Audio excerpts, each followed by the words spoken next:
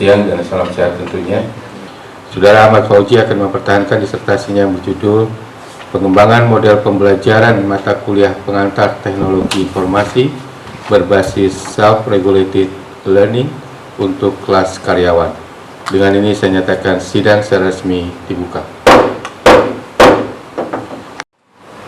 Jadi Ahmad Fauzi lahir di Bekasi 14 Februari 1983. Ahmad Fauzi secara akademik sudah menyelesaikan semua mata kuliah yang harus ditempuh di program doktor dan juga sudah dinyatakan lulus seminar proposal ya. Kemudian dari seminar proposal saudara Fauzi dinyatakan lulus untuk kelayakan, dan yang terakhir itu sudah mengikuti ujian tertutup.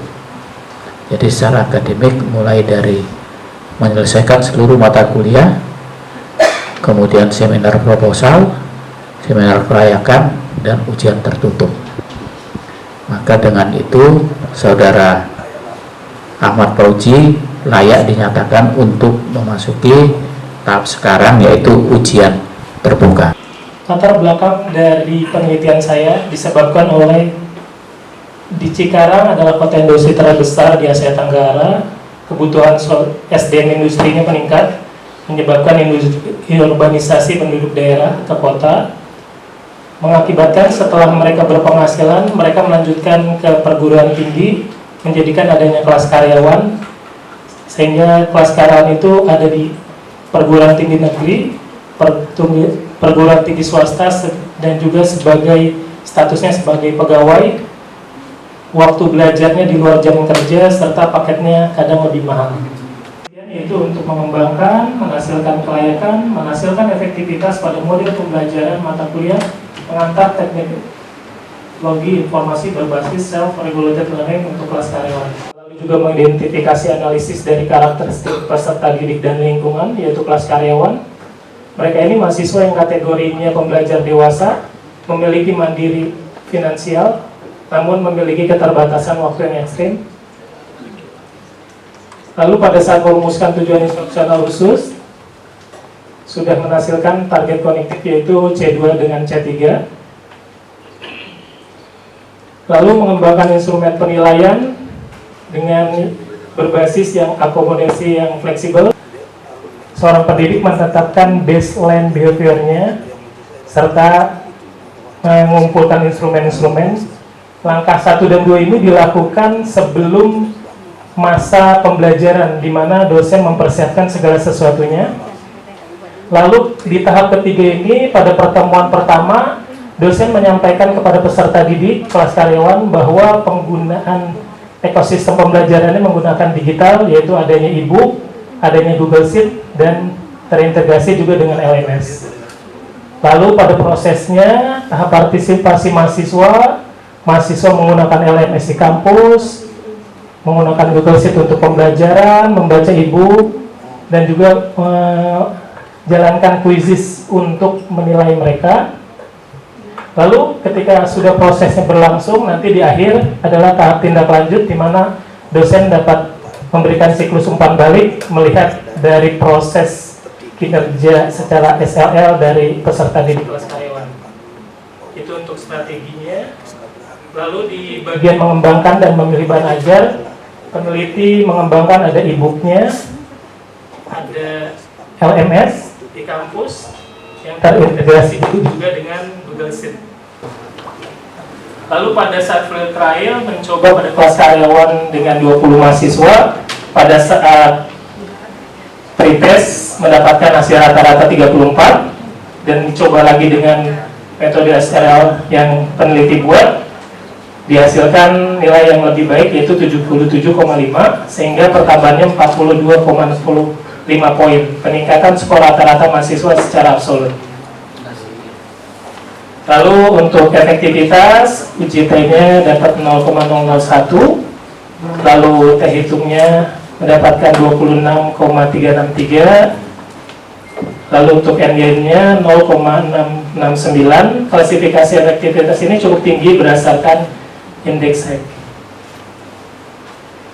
Lalu pada ketercapaian kompetensi, rata-rata ketercapaiannya alhamdulillah di atas 85,1%. Lalu untuk pembahasan dimensi psikologisnya, pembelajar dewasa memiliki pengalaman kerja dan butuh kemandirian SRL, di mana otonomi penuh untuk mengatur ketercapaian kecepatan belajar. Lalu untuk dimensi teknologis, dengan integrasi antara Google Sheet di kampus, berhasil mengatasi tantangan PJJ. Lalu untuk outcome based learning-nya, target dashboard Google Sheet-nya mencegah mahasiswa tersesat dan mengefisiensi upaya belajar. Lalu untuk dimensi pedagogis, pemberian umpan balik yang segera melalui integrasi kuisis terbukti krusial dalam menjaga motivasi mahasiswa keterlibatan pada kelas karyawan. Lalu untuk peta batasan lingkupnya itu di Universitas Pelita Bangsa, dan karakteristik sampelnya pada kelas karyawan. Jadi untuk tingkat kelas reguler belum bisa diketahui. Lalu pada penelitian ini juga keterbatasannya bisa pada infrastruktur teknologi. Nah, kesimpulannya, keberhasilan pengembangan model pembelajaran self-regulated learning ini khusus kelas karyawan telah sukses dikembangkan secara komprehensif mengikuti arsitektur desain instruksional di NCARE. Validasi kelayakannya mutlak, secara konsisten dinyatakan sangat layak untuk digunakan divalidasi melalui tahapan evaluasi formatif berlapis dari para ahli, one-to-one, kelompok kecil, hingga field trial. Lalu pembuktian efektivitas tinggi terbukti secara empiris dan statistik mampu meningkatkan hasil belajar kognitif dan tingkat keterlibatan mahasiswa kelas karyawan secara drastis. Secara utuh sebagai basis sumber belajar SRL sumber hidup untuk mahasiswa karena bisa dimiliki oleh mahasiswa. Untuk pengembangan keilmuan, penelitian lanjutan, pemasok fondasi para metrik yang kokoh bagi peneliti lain yang ingin mereplikasi uji coba eksperimental pada demografi reguler atau disiplin ilmu lintas sektoral. Jadi selama saya mengajar, karena keberhasilan dari model ini, saya selaku peneliti meneliti pada mata kuliah pengantar teknologi informasi dan berhasil. Maka dari itu dalam kehidupan sehari-hari sebagai dosen, saya mengampu di mata kuliah yang lain juga, saya mengaplikasikan mata kuliah pada mata kuliah lain. Jadi buku-bukunya dari tahun 2019 sudah ada pembelajaran media, kreativitas dan inovasi pendidikan, bisnis elektronik, bahasa Indonesia, blended learning, digital konselor, etika profesi, kecerdasan buatan AI, komunikasi pendidikan, manajemen kelas, metodologi penelitian, media sosial, pendidikan agama yang sudah dihakikan juga, lalu ada pendidikan agama lanjutan, ada juga mata kuliah Pancasila, ada mata kuliah pengembangan e-learning, ada mata kuliah pengembangan media pembelajaran digital, ada mata kuliah personality development, ada mata kuliah pengantar teknologi informasi, ada mata kuliah statistika pendidikan. Alhamdulillah bisa saya ikuti caranya mengajar. Terima kasih. Assalamualaikum warahmatullahi wabarakatuh. Kesempatan pertama kami persilakan kepada penguji eksternal Bapak Dr. Aswan Supriyadi Sunge. Waktunya maksimal 10 menit. Silakan Pak Dr. Aswan. Masalah penelitian ini adalah awalnya dari tingginya tingkat presentase kegagalan pada mahasiswa kelas karyawan yang ketika diteliti dari sumber akademik Universitas Pelita Bangsa pada 3 tahun terakhir, yaitu menghasilkan 28% kegagalannya, tingkat kegagalan. Nah, hal itu disebabkan oleh bentroknya antara jam mereka bekerja dengan jam mereka ketika tatap muka di kelas. Maka dari itu, saya selaku peneliti meningkatkan teknologi pendidikan dengan cara menambahkan fitur baru, membuat chatbot, di mana biasanya itu ketika kita sudah memberikan Google Sheet, kita sudah memberikan e-book, kita sudah memberikan LMS, namun seringkali ada mahasiswa yang masih ngecek dosennya, menanyakan, Pak, link kuisnya mana, apa di mana.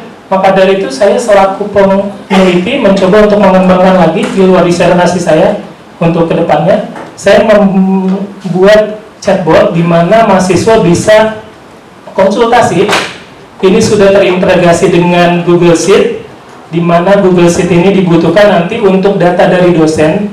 Jadi ketika mahasiswa nanya yang berkaitan dengan kuliah, kuis, itu dosen dapat mempersiapkannya dan bisa diintegrasikan di sini. Jadi ketika misalnya nanya link, kita linknya ada di sini. Namun ketika mahasiswa menanyakan di luar dari konteks yang kita sudah buat di sini, ini sudah bisa tersambung ke AI. Jadi misalnya contohnya pada pertemuan sekian, dosen di buku sudah menjelaskan bahwa akan ada kuis. Namun kan akan ada selalu mahasiswa yang ngechat dosen, dan itu mungkin saya bisa minimalisasi dengan adanya chatbot yang kita berikan. Jadi otomatis link Google Sheet-nya ini akan nyambung ke link Google Sheet saya, Pak. Baik, cukuplah. Internal juga yang saya hormati promotor ke promotor. Menarik tadi apa yang disampaikan Pak Fauzi ya. Tadi menyampaikan tentang bagaimana AI membantu proses pencarian begitu ya.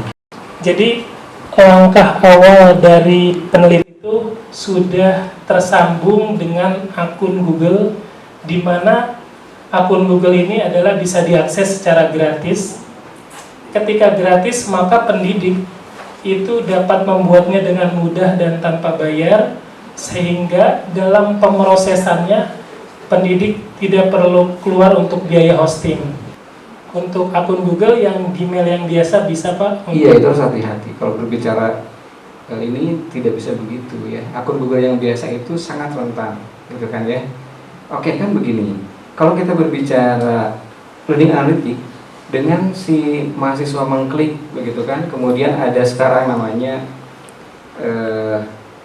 teknologi eye tracking ya, berapa lama si mahasiswa berinteraksi dengan di Google site-nya kan gitu ya. Keilmuan pengetahuan ya. Oke, sekarang gini, posisinya dosen sekarang. Alhamdulillah, Pak, sebagai dosen di Universitas Pelita Bangsa. Oke, roadmap ke depan apa? Dengan tadi perkembangan teknologi yang dimunculkan di share screen-nya.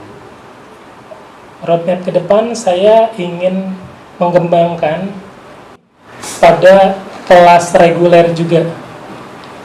Terus apa lagi? Kebaruannya apa? Itu belum ada kebaruannya itu kalau gitu. Novelty-nya coba. Oke, untuk kebaruan dari penelitian saya, secara konvensional self-regulated learning memang sudah sering dilakukan penelitian pada kelas reguler ataupun kelas yang lain. Namun pada kebaruan penelitian saya adalah self-regulated learning ini dikembangkan pada kelas karyawan, Pak. Kurang, ya. Nanti ini lagi ada nanti pedagogi dan sebagainya itu dipelajari lebih mendalam ya. Baik, Pak. Bagaimana sekarang sebagai dosen itu tidak harus menentukan dosen instruksionalnya, tetapi dari mahasiswa sendiri yang kita, apalagi mereka kelas non reguler dan seterusnya yang sudah bekerja gitu kan. Pak Wes itu ahlinya kalau terkait itu. Terima kasih dari saya, cukup bro. Saya hanya klarifikasi yang pertama terkait level KKNI 9. Sudah dalam proses, Prof. Oke. Artikel sudah terbit di mana? Untuk artikel masih proses submit, namun untuk conference sudah terbit, Prof. Tinggal melanjutkan ya sampai sebelum wisuda. Selanjutnya sedikit koreksi.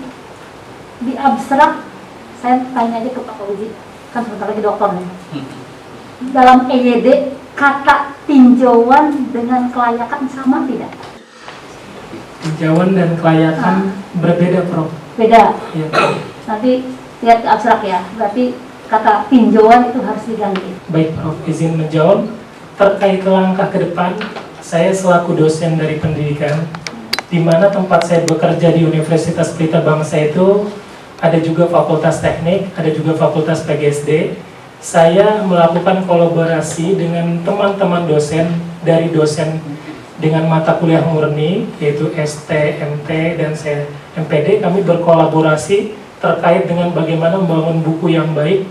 Jadi dari materi dibangun oleh dosen dengan ilmu murni, lalu dari segi strategi atau editor dari pengembangan model bukunya itu dibangun oleh saya. Selamat Pak Ahmad Fauzi, telah dihantarkan sampai pada ujian terbuka. Cuma karena saya belum danta, orang Bekasi kan nyebutnya danta ya. Nah, hasil kenaikan ini kan antara 33, antara berapa tadi? 34,5 sampai kepada 77,5. Apakah ini hasil ini pure dari hasil penelitian akibat SLR gitu, atau ada faktor lain yang mempengaruhi ini? Gitu loh. Untuk hasilnya murni dari penelitian Prof, di mana namun memang ada faktor lain yang mungkin pendidik tidak bisa kontrol, yaitu untuk kuisis ini kan jarak kita berjauhan. Mereka mungkin bisa untuk newtab melihat yang lain lalu bisa jawab, namun pada pengaplikasiannya idealnya mahasiswa harusnya tidak melakukan mencontek seperti itu. Jadi untuk keterbatasan penelitian SRL itu seperti itu, Prof. Yang mana ya kalau orang membaca nanti? Dia di perbatasan, Prof. Iya, di perbatasan. Tapi kan harus ada kriteria. Mestinya kalau ada kriterianya jelas itu data gitu ya. Misalnya kan bisa dilihat dengan baik gitu ya. Karena nanti ini kan dibaca orang banyak, nanti penerima uji orang nanti menafsirkan bingung, sangat tinggi dan cukup tinggi. Nah, terakhir Pak Prof. Mendan, Prof. Mendus, ini kan bagaimanapun disertasi harus teliti. Kalau lihat dari sini, ada yang salah, bukan salah, kurang teliti. Apa yang kurang teliti? Punya nggak? Sinopsis. Iya, sinopsis. Coba lihat covernya. Bisa nunjukkan nggak kesalahannya di mana? Ya, kalau nggak ada, lihat Bapak Uji, kan nggak ada sel SLR itu singkatan dari apa? Sel, Federated Learning. Tapi di sini sel. Itu ya, Prof. Nggak tahu lah. Ya, kasihan tukang fotokopi yang menjadi kambing hitam. Baik, terima kasih. Assalamualaikum warahmatullahi wabarakatuh. Waalaikumsalam warahmatullahi wabarakatuh. Bapak Dr. Wester, Pak. Selamat Pak Fauzi, sejauh ini sudah sampai kepada puncaknya. Terima kasih, Bapak. Oke, pertama Pak Fauzi tadi menyampaikan PJJ ya, saya nggawangin PJJ di TV, jadi nanti tolong dipahami oleh Pak Fauzi bahwa Pelita Bangsa tidak menyelenggarakan PJJ. Blended, Prof. Ya, itu bukan PJJ. Oh. Jadi ada distance education as a system, it quite different with distance learning as a delivery strategy.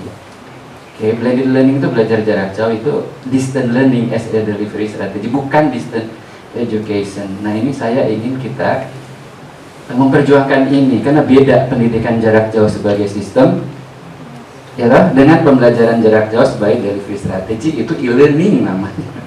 Dan itu berlaku baik PJJ maupun reguler. Di Indonesia hanya ada dua sistem pendidikan, reguler atau tatap muka, turunannya adalah PSBKU, dan yang kedua adalah PJJ ya, pendidikan jarak jauh. PAUS.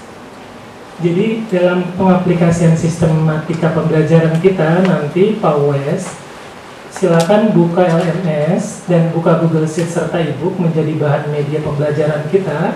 Nanti pada pertemuan pertama silakan dibaca halaman 1 sampai ke 2, diberikan waktu selama 1 minggu. Nanti setelah 1 minggu di pertemuan kedua akan diujikan dalam link quiz yang akan saya berikan pada Google Sheet yang akan bisa diakses juga. Nanti hasil screenshot dari quiznya dimasukkan ke LMS sebagai bukti dari administrasi kepada Universitas Pelita Bangsa dan juga dosen. Nah, di situ seorang mahasiswa punya regulasi untuk membuat dia selama 1 minggu dia bekerja, dia punya motivasi untuk belajar. Nah, jadi SRL-nya di situ, Pak. Ya. Itu bagi saya nggak jadi masalah, Pak, ketika dia nilainya bisa menyamai dari sistematika yang saya buat. Kalau seperti itu, promosikan Bapak Uji ya. Baik, Pak. Kalau seperti itu, implikasinya gimana kalau nanti ngajar? bukan hanya untuk Pak Fauzi loh ya, karena itu adalah kelas karyawan yang bukan PJJ loh ya, tatap muka ya Bapak Ibu sekalian reguler, gitu ya. Nah, Pak Fauzi, saya singkat saja. Ini merupakan satu inovasi, makin sederhana atau makin kompleks? Makin sederhana, Prof. Jadi sekarang model yang kamu kembangkan ini sudah memiliki kesederhanaannya. Artinya siapapun akan bisa menerapkan. Nah, untuk membantu supaya siapapun bisa menerapkannya, apa yang kamu perlukan? Yang diperlukan adalah diseminasi di kampus lain dengan mengundang saya sebagai pembicara, Prof. Nanti saya coba sebarkan untuk model self-regulated learning yang saya hasilkan. Itu sih namanya Pak Fauzi mencari keuntungan sendiri. Begitu lama Anda menyelesaikan S3? Baik, Prof, izin menjawab. Saya sekarang berusia 33 tahun. Sebagai dosen di Universitas Pelita Bangsa, saya sebagai mahasiswa Universitas Negeri Jakarta, dan saya sebagai owner dari perusahaan Hotspot Arena, yaitu WiFi, Prof. Jadi di semua sisi saya mencoba untuk menyeimbangkan, di mana saya berusaha di keluarga dekat, keuangan stabil dengan perusahaan saya tetap berjalan. Alhamdulillah sekarang sudah memiliki kurang lebih 200 rumah untuk pelanggan bulanan WiFi. Lalu saya juga berusaha menyeimbangkan dengan sebagai dosen di Universitas Pelita Bangsa sebagai pembimbing skripsi, mengajar mata kuliah. Baik.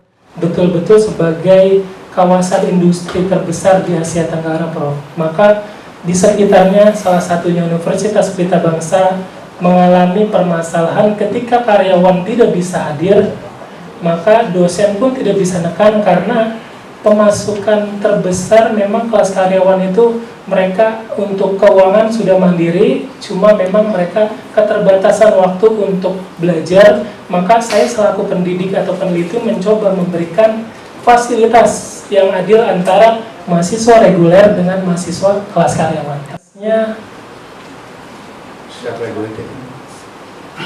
Yang di kompetensi sekitar 85%, Prof, untuk keberhasilan TK-nya.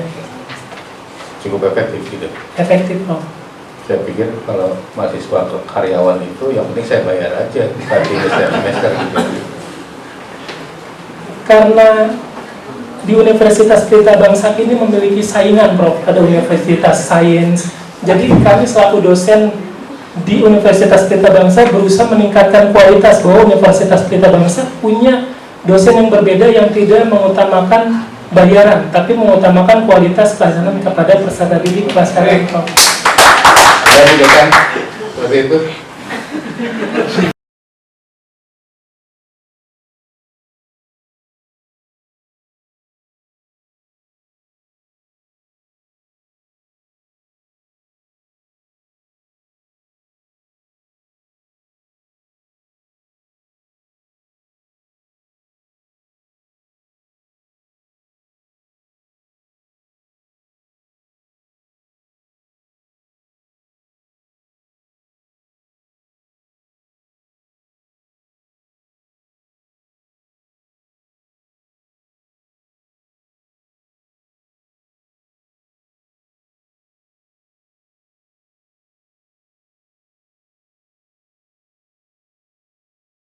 UNPS bulan 75.fps PK 05.00/2026 tanggal 3 Agustus.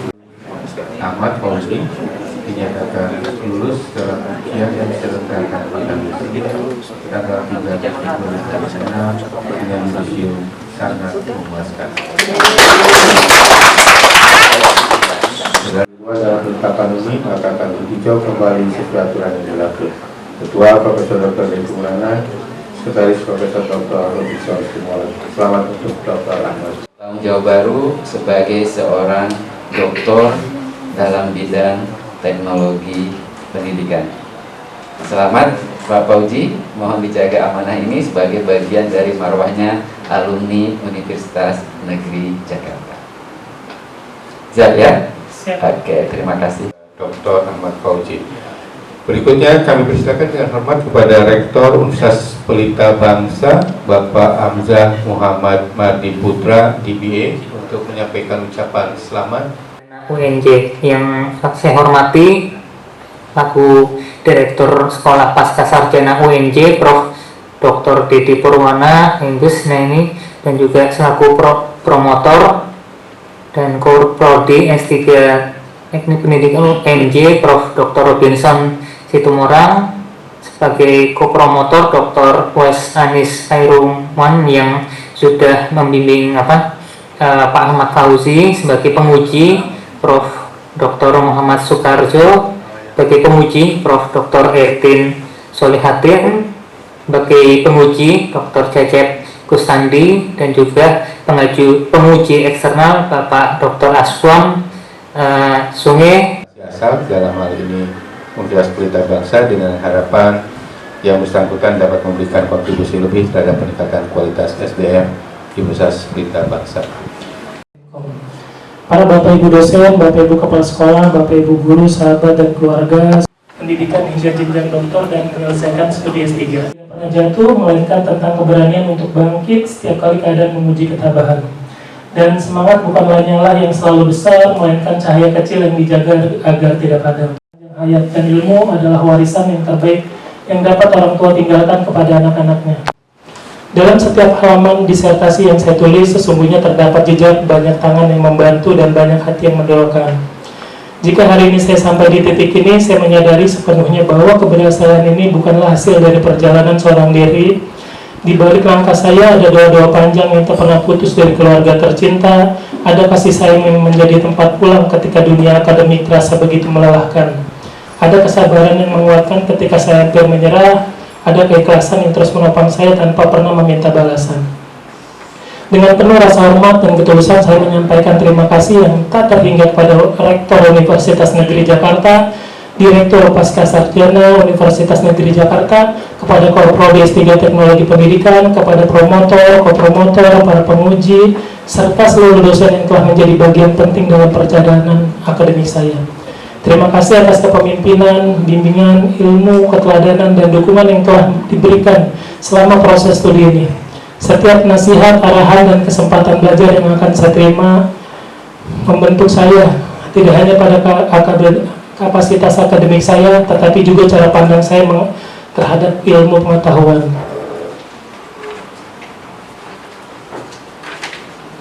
Saya sampaikan penghormatan yang setinggi-tingginya kepada promotor saya, Bapak Prof. Dr. Robinson Situmorang, yang telah menjadi inspirator dan motivator saya. Semua cerita yang Prof sampaikan bukan hanya tentang akademik, tetapi tentang perjalanan hidup.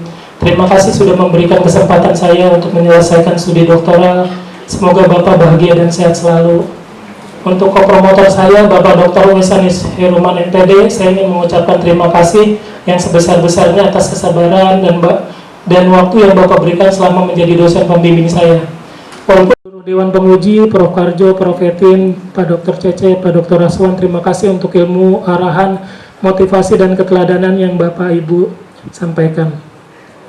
Semoga Allah limpahkan kesehatan, keberkahan, balasan sebaik-baiknya untuk Bapak Ibu.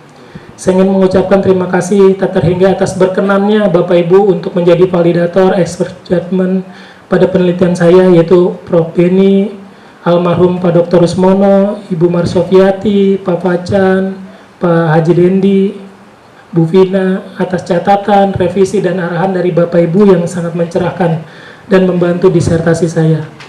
Untuk teman-teman S3 Angkatan 2020, S3 TT, untuk teman-teman S2 Pendidikan Teknologi Kejuruan, untuk teman-teman S1 Pendidikan Teknologi Elektronika dari UNJ, saya ucapkan terima kasih. Terima kasih juga kepada grup Pantang Menyerah yang selalu semangat untuk membantu dan menemani dalam proses kita dalam mengejar cita-cita. Terima kasih juga kepada staf, seluruh para admin, Pak Nathan, Mas Panji, Mas Dani, Mas Hairil, Mbak Nenga, Mangga Artini, yang selalu membantu merespons setiap urusan administrasi selama perkuliahan hingga saat ini. Saya sebutkan satu persatu, namun tidak mengurangi rasa hormat saya. Saya ucapkan terima kasih untuk dukungannya, serta civitas para guru-guru saya dari SMK 1 Tambelang, Pak Marjuki, Pak Moji, Pak Sukamto, Ibu Rajina, Bu Biana, Bu Suci, Bu Kartika, Bu Acah, Bu Ariati, Pak Teguh, Pak Diat, Pak Dudi, Pak Asti, Pak Abdillah, Pak Ipai, Pak Nurjali, Pak On, dan rekan-rekan yang lainnya juga saya ucapkan terima kasih sudah berkenan hadir. Doa yang selalu ada mengiringi langkah saya. Terima kasih juga kepada Bapak Uji, Bapak Haji Saparudin SPDMM. Lewat momen ini saya ingin mengucapkan terima kasih atas segala hal yang tak pernah bisa saya balas. Gelar doktor yang akhirnya berhasil saya selesaikan ini adalah alasan utamanya hanyalah satu, yaitu ingin melihat Bapak tersenyum. Setiap jenjang pendidikan saya tidak pernah sekalipun Bapak mengeluh soal biaya, meskipun saya tahu itu tidak pernah mudah. Bapak adalah orang yang hebat, terutama dalam kemahirannya menyembunyikan rasa lelah. Sesulit apapun keadaan, Bapak selalu hadir untuk anak-anaknya dengan wajah tegar, senyuman. Terima kasih sudah mengajarkan arti kerja keras, ketulusan. Semua pencapaian ini adalah buah air mata untuk Bapak. Sehat selalu ya Pak. Terima kasih Ibu. Ridho Ibu adalah kunci yang membukakan jalan kemudahan hingga rintangan dalam menyelesaikan jenjang doktoral ini. Bisa melewati tujuan utama pencapaian ini hanyalah untuk melihat air mata bahagia dan senyum kebanggaan dari wajah Ibu. Semua ini adalah milik Ibu. Terima kasih banyak Ibu, sehat selalu. Untuk istriku dan anak-anakku, perjalanan panjang ini adalah akhirnya selesai juga. Untuk istriku Fani Abdullah Rizka, terima kasih sudah menjadi support system terbaik Abang. Hanya Mami yang tahu seberapa berat tekanan yang harus dilewati. Malam-malam yang kurang tidur, akhir pekan yang harus dihabisin di depan komputer. Terima kasih sudah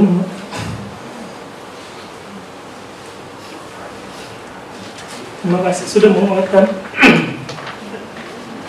Terus juga untuk Aruna Oli dan anak-anak Abah, terima kasih ketika Abah pulang selalu memberikan pelukan terbaik sehingga Abah menghilangkan rasa lelah. Terima kasih sudah menjadi anak-anak yang baik. Toga ini untuk Aruna Holid, Abah persembahkan untuk bisa jadi semangat belajarnya. Untuk adik-adik AA yang tersayang, yaitu Pak Farihan Nurul Husna, Ahmad Faisal Mapahir, Luluhania Dewi, Anissa Fitul Madani. Sebagai seorang abang, pencapaian gelar doktor ini juga menjadi tanggung jawab moral agar dapat memberikan teladan yang baik bagi adik-adik AA. Semoga pencapaian ini bisa memotivasi untuk berani bermimpi setinggi mungkin, tidak pernah menyerah untuk mengejar cita-cita. Untuk Bunda Papa, terima kasih atas segala pengertiannya. Terima kasih sudah memberikan dan telah mendidik istri saya menjadi wanita yang luar biasa mendampingi saya. Teruntuk keluarga besarku tercinta, keluarga besar Haji Sampai Sapi dari Pengarangan, keluarga besar Mbak Andin dari Setu, keluarga besar Abah Hilman dari Cikarang. Terima kasih untuk segala dukungan dari keluarga besar. Saya percaya bahwa perjalanan ini bukanlah sebuah akhir. Hari ini adalah awal dari tanggung jawab yang lebih besar untuk mengabdi, menjaga integritas akademik, serta memberikan manfaat seluas-luasnya untuk masyarakat. Semoga Allah Subhanahu wa Ta'ala menjadikan setiap ilmu yang kita pelajari sebagai jariah, setiap langkah sebagai ibadah, setiap karya sebagai cahaya yang menerangi kehidupan banyak orang. Demikian yang dapat saya sampaikan. Mohon maaf jika ada kurang berkenan. Terima kasih. Wassalamualaikum warahmatullahi wabarakatuh. Waalaikumsalam.